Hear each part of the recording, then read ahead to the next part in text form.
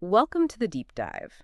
Today we're unraveling something really fundamental to how we operate, as people, as societies. It's this idea of leadership. It feels, well, timeless, but also really urgent right now, doesn't it? It absolutely does. So we're diving deep, pulling insights from a whole collection of texts, but mainly from this great source, the Leader's Companion Insights on Leadership Through the Ages. And it's fascinating because leadership is everywhere, right? Everyone talks about it.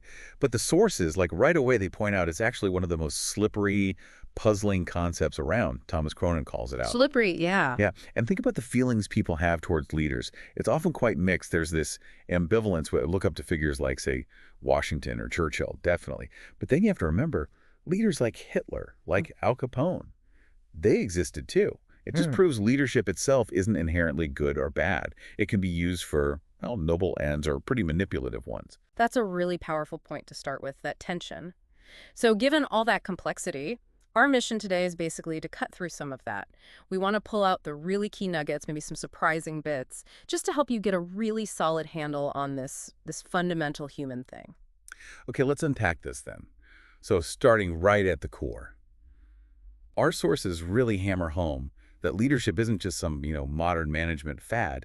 It's current, yes, but also totally timeless. Yeah. Central to human groups trying to achieve things together right from the start. Exactly. And despite being so central, the whole field of studying leadership is just, well, it's full of paradoxes. It Yeah. really is. Think about it. Like, people often say they want strong leadership, right? Hmm. But they also, just as strongly, want to be kind of left alone, free to do their own thing. Right, that push and pull. Or, we admire leaders who take risks, the entrepreneurs. Yeah, breaking the mold. But then if they take too much risk, we jump on them for being reckless. Okay, so it's contradictory.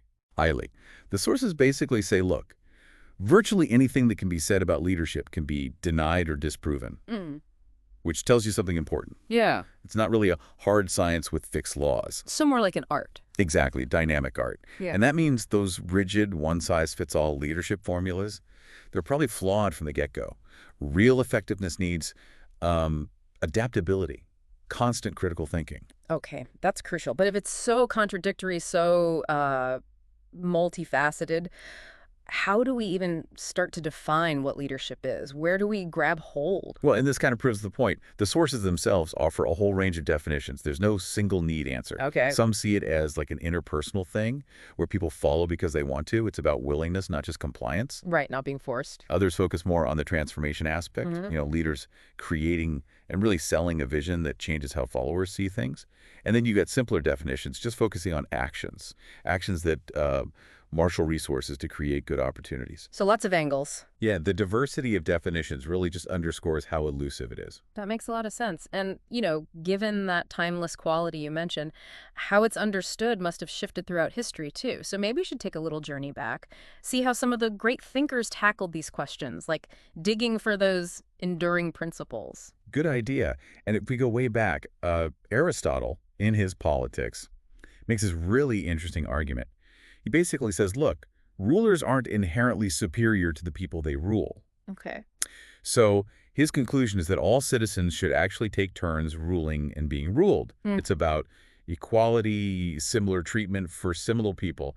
Very democratic idea, really. Oh, wow. Okay. That's quite idealistic, maybe. You could say that. And then the contrast is really sharp when you jump forward to someone like Niccolo Machiavelli. The Prince. Everyone knows that one. Right. And Machiavelli is much more, shall we say, pragmatic.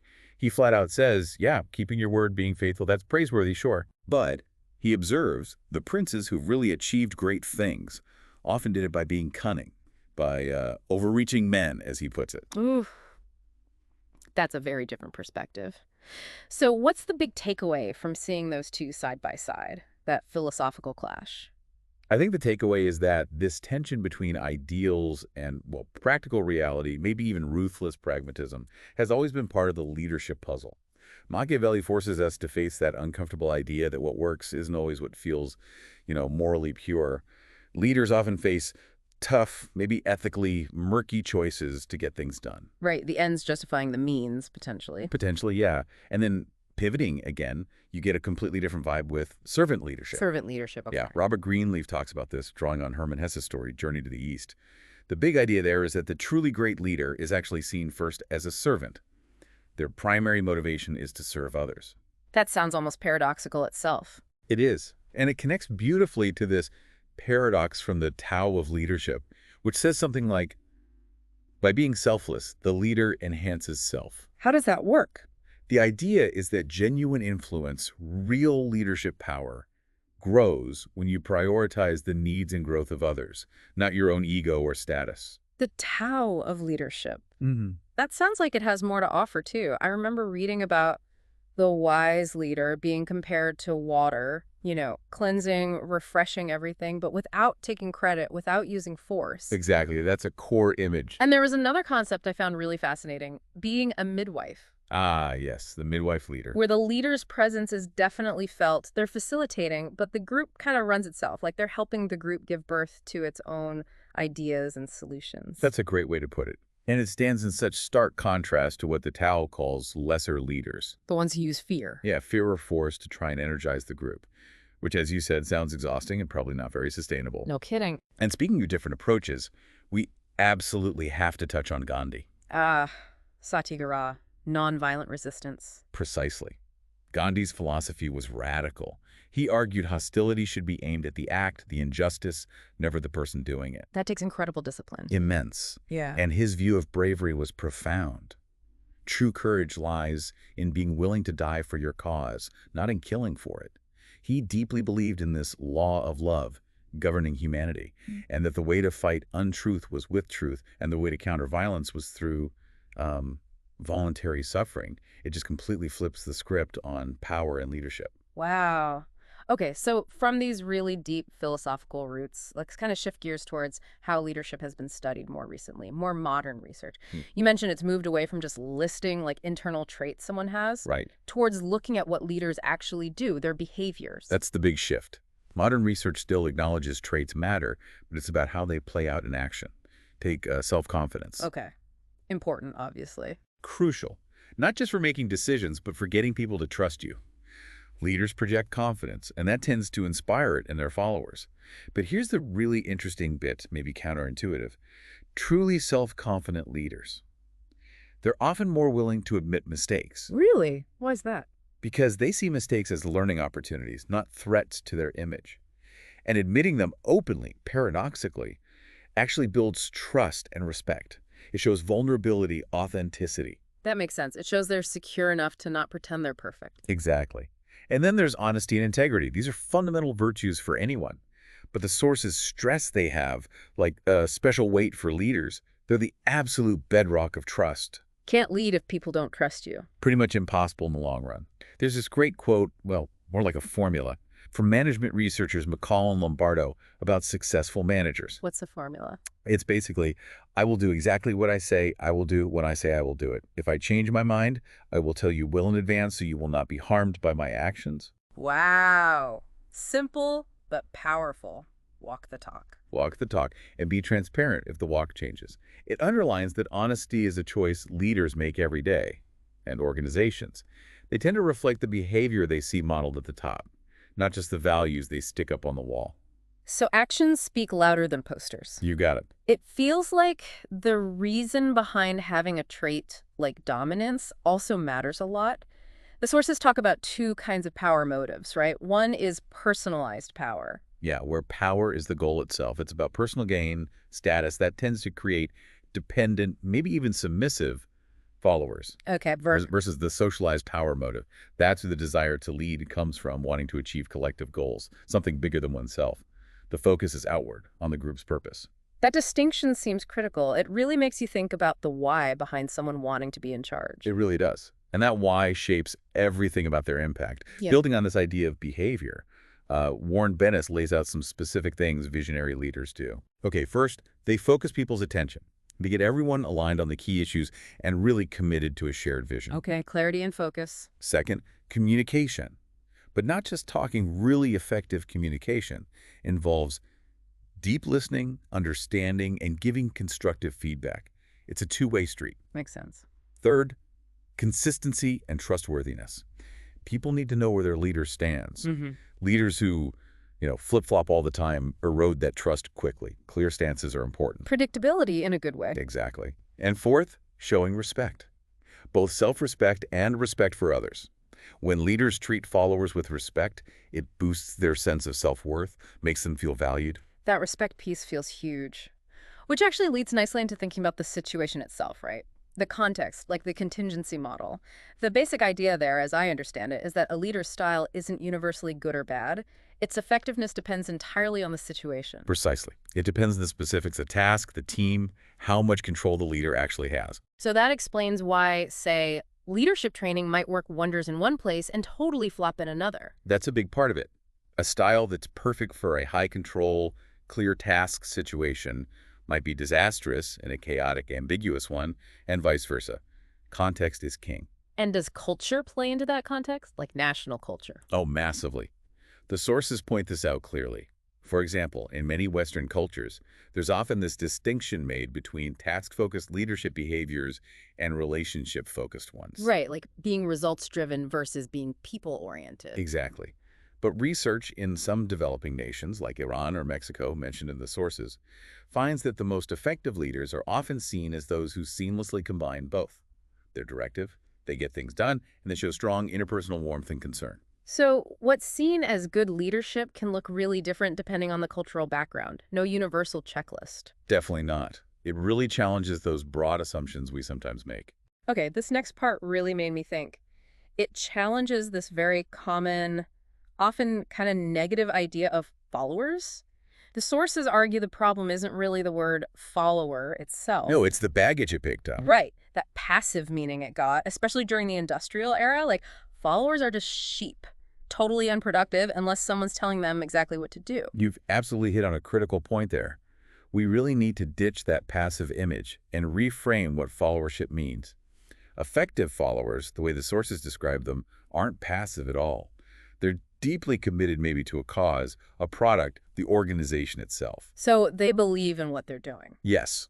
And crucially, they see leaders not as like bosses giving orders from on high, but more as co-adventurers, people they're working with towards a common goal. Co-adventurers, I like that. There's this really stark example in the sources, Jerome Licari at Beechnut. What happened with him? He's a scientist, and he kept raising red flags about adulterated apple concentrate they were using. He warned them repeatedly. Okay, doing his job, sounds like. Exactly. But he got pushback, even threats about not being a team player. Eventually, his warnings were just dismissed. They called these concerns naivete and impractical ideals. So he resigned. Wow, so he wasn't just blindly following. He was thinking critically, acting ethically. Precisely. He was an active, engaged, effective follower, even though it cost him his job in that environment. He wasn't passive in the slightest. That's a really powerful story. It shows real character. So if we ditch that old passive stereotype, what does a truly effective follower look like? What qualities do they have? Well, the sources paint a pretty clear picture. They have vision, they understand the bigger picture, they have social capacity, they can work well with others. Okay. They possess this strength of character to contribute significantly without needing the spotlight or, like, heroic status. They find satisfaction in the work itself. That's interesting, not needing to be the hero. Right. They also have moral and psychological balance. And, maybe most importantly, this deep desire to participate, to collaborate for a common purpose. It sounds, honestly, almost as demanding as being a good leader. In many ways it is. It requires a similar level of engagement and integrity, just playing a different role in the dynamic. Okay, let's shift focus a bit now to how leaders operate within organizations, especially dealing with complex structures and, constantly changing world outside. That seems like a huge challenge. It's a massive challenge. And organizational culture is absolutely pivotal here. Leaders play a huge role. They're often key in creating the culture, managing it day to day, and sometimes, even destroying it, consciously or unconsciously. How does that work in practice? The sources give the example of a company called Tandem. They apparently have very explicit values. They celebrated certain heroes within the company, told specific stories, had rituals. So they actively built a culture. Actively built it. And the result was this incredibly strong bond among employees, which apparently fueled really high productivity. That culture becomes this invisible, powerful force shaping behavior. That makes total sense. A strong culture can make things clearer, reduce uncertainty, give people structure. And the sources seem to say that successful managers, leaders, have to be good at reading their company's culture, right? And then shaping it so it actually fits what the market demands. Absolutely. It's not just a nice to have. Being able to assess and mold the culture is presented as a core leadership skill for survival and success. And what about really large organizations? It must be impossible for one person at the top to manage everything. Totally impossible. Alfred P. Sloan, back at General Motors, figured this out ages ago. He saw that in big, complex systems, you have to distribute leadership functions. You can't centralize everything. So empower people lower down. Essentially, yes. The idea is that top leaders can sort of turn on green lights throughout the organization. They do this by mobilizing other leaders, allies, at different levels. A big part of the top leader's job, then, becomes what the sources call the management of attention. Management of attention, what does that mean? It means directing the organization's focus, deciding what issues get priority, where energy and resources should flow, guiding what people pay attention to. Okay, that's interesting.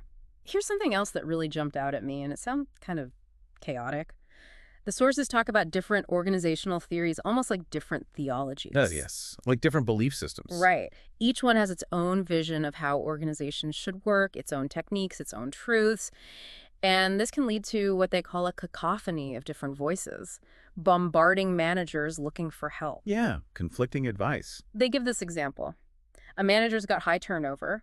One consultant comes in and says, do an attitude survey. People probably want more autonomy. Okay, plausible. Then another consultant comes in, looks at the same problem and says, nope, you need to restructure. Roles and responsibilities are too blurred. Whoa, same problem, totally different diagnosis and prescription. Exactly. So how does a leader possibly navigate that kind of contradictory expert advice? Well, it really underscores the need for that critical thinking we talked about earlier, doesn't it? Even when you're getting advice from experts, the leader has to kind of understand the underlying assumptions of each theology, figure out which approach best fits their specific reality, their context, their goals. Right. You can't just blindly accept the first piece of advice. Right. You have to be a critical consumer of advice, too. Definitely. And this need for strategic thinking becomes even more critical during times of fundamental organizational change. When that happens, top leaders really have to shift their focus. They can't be down in the weeds of day-to-day operations as much. So what should they be focusing on?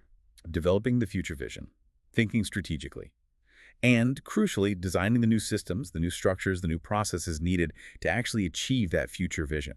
Imagine, like the example given, a CEO trying to shift a whole company towards having autonomous regional organizations. Yeah, that's huge. It raises incredibly complex questions. How do you distribute authority fairly? Who sets which policies? How does information flow now? What does this mean for HR? It's all about strategic design, not just managing what already exists. Okay, that makes sense. Let's pivot now towards something really critical in today's world. The intersection of leadership with ethics and diversity. These feel like increasingly non-negotiable topics. Absolutely vital. And the sources draw some interesting contrasts here regarding ethics. They talk about the traditional strongman view of leadership. What does that entail? Think autocratic, often male-dominated. The leader is seen as the sole source of wisdom, and the main demand is just compliance from followers, follow orders. Okay, the old top-down model. Right. And they contrast that sharply with a concept called the super leader. Super leader sounds like a comic book hero. Maybe a little. But the idea is quite different. The super leader's focus isn't on their own power, but on empowering their followers, unleashing their abilities. So the leader becomes truly impactful, not by dominating, but by enabling others to lead themselves, essentially. It's a total shift in where you locate the power and the impact. That's a profound difference. And what about diversity? The sources address things like the glass ceiling, right? Yes, they do.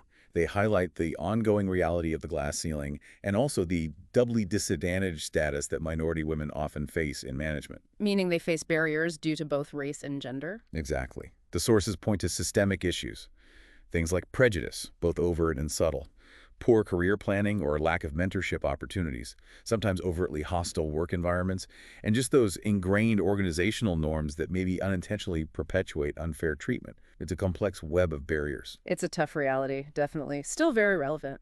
It is. But on a more positive note, the sources also mention a growing trend. Businesses are increasingly seeing real, compelling reasons to embrace diversity. It's not just about fairness anymore, it's about effectiveness. How so? Well, one aspect highlighted is that different leadership styles bring value. They mention interactive leadership, a style often, though not exclusively, seen in women leaders. What does interactive leadership look like? It emphasizes things like participation, sharing power and information, actively working to enhance other people's self-worth.